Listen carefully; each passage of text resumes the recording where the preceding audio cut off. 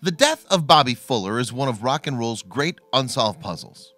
At around 5 p.m. on July 18, 1966, the young singer was found dead inside his car. Intriguingly, the car was discovered near his residence in Los Angeles. Where he had just come from, nobody knew. 4 days later, he was put to rest in Hollywood's Forest Lawn Cemetery. But the singer's death was never fully explained. KRLA Beat, a magazine dedicated to rock, summed up the air of bewilderment at the time.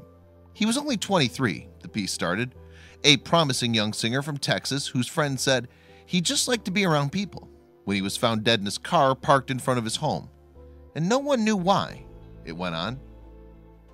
Indeed, the loss of Fuller was a loss to rock and roll itself. His most famous hit, I Fought the Law, went on to inspire waves of punk rockers from The Clash and the Ramones to the Dead Kennedys and Green Day. Indeed, all those bands have performed boisterous covers of it. What else might Fuller have contributed to music if only he'd lived a full and long life? Fuller was born on October 22, 1942, in an area of Texas known as Baytown. Following a stint in Salt Lake City, Utah, the Fullers returned to the state, settling in El Paso in 1956. At that time, Elvis Presley was inspiring a generation of budding rockers with hits such as Hound Dog and Don't Be Cruel. He was certainly a formative influence on Fuller, as was Buddy Holly, also a Texan. Fuller formed a band with his younger brother Randy, and in 1961 they released their first of several singles entitled You're in Love. The brothers recorded and mixed most of their material in a homemade studio using equipment they'd bought from a radio station. They released them on their own labels, Exeter and Eastwood. The band even got airtime on local radio stations. Fuller's band, then called the Fanatics, also made waves when they played live. In 1964, the musician opened a teen club modeled on California's Rendezvous Ballroom. It became the Fanatics' main venue. England has the Beatles, but El Paso has Fuller, wrote the El Paso Herald-Post in September 1964. Thousands of screaming and cheering boys and girls. As Fuller brother recalled it to the Guardian newspaper in 2015, it was like something was about to happen, and you knew it. Later that year, Fuller moved to the entertainment capital of the world, Los Angeles. His band, then called Bobby Fuller 4, was snapped up by producer and manager Bob Keane. The music mogul who made Richie Valens a star signed them to Mustang Records. They played live and put out new singles, and in 1966, I Fought the Law rocketed into the top 10. That said, Fuller was hardly cutting edge. In fact, he was perhaps something of a throwback. Instead of aping the Beatles or the Rolling Stones, who were then leading the so-called British invasion, the Bobby Fuller 4 drew inspiration from 1950s America. Echoes of Eddie Cochran, the Everly Brothers, and Buddy Holly resound through their songs. In fact, I Fought the Law was a cover of a 1960s cricket song. Nonetheless, Fuller definitely had something. His single was a hit. His band was on the rise. Then, on July 18, 1966, he received a mysterious phone call in the middle of the night. To this day, nobody knows who it was. It had been a little more than a week since his last live performance, and early that morning the musician drove off in his family's Oldsmobile, perhaps to meet with the mysterious caller. That afternoon, Fuller was found dead in the car, drenched in gasoline and, according to one report, covered in bruises. Deceased was found laying face down in front seat of car. There was a can of gas, 1/3 full, cover open, and the windows were all rolled up. The doors were shut, not locked, keys not in ignition, stated the Los Angeles County Coroner's report into his death. The medical examiner initially declared Fuller's death a suicide.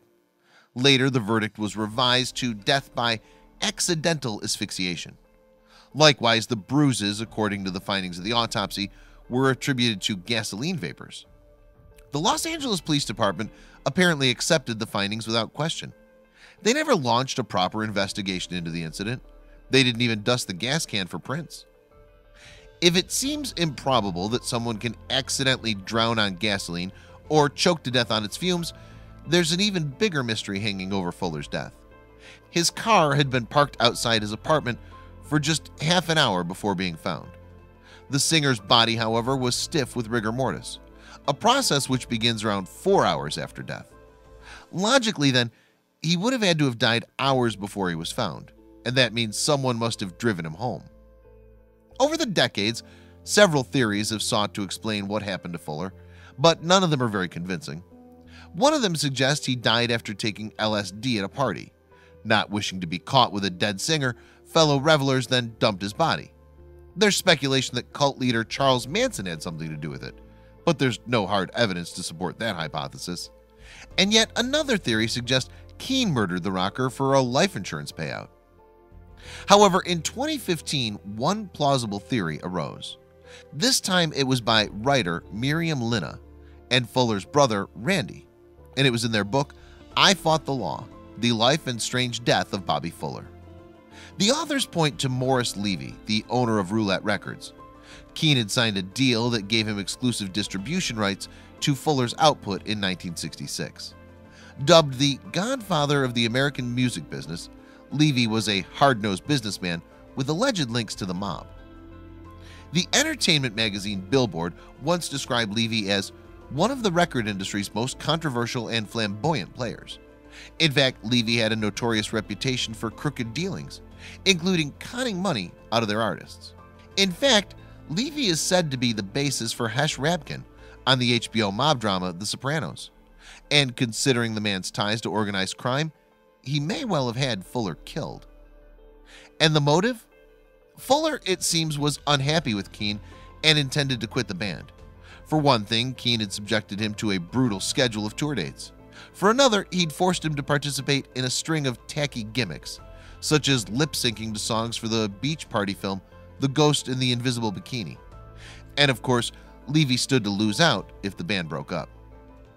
In July 1966, Bobby had had it, Linna told California newspaper LA Weekly in 2015.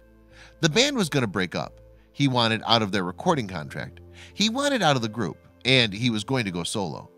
They were all supposed to meet at Bob Keane's, but Fuller didn't turn up because he was dead. Indeed, according to the band's guitarist Jim Reese, 3 men apparently knocked on his apartment door a few days after Fuller's death, and they had weapons. It was enough to spook him. The following day, he took off for Texas with Dalton Powell, the group's drummer, and they kept a loaded gun at the ready. Meanwhile, Randy struggled for years to find closure. He had no idea who was responsible at all, Linna told LA Weekly. He went into an incredible tailspin of depression. After this picturesque childhood, they had wonderful, loving parents. After the success of the band, for Randy, it was just an incredible battle dealing with this loss. It's just been years of an empty feeling. There's no indication that the LAPD is about to open a new investigation into Fuller's death. In any case, cold cases are notoriously hard to solve. Half a century's passed since he died, and there's little hard evidence to examine. In addition, potential witnesses may be impossible to find after so much time. Ultimately, what happened to the musician is as unknowable as that other enduring puzzle, what might have been.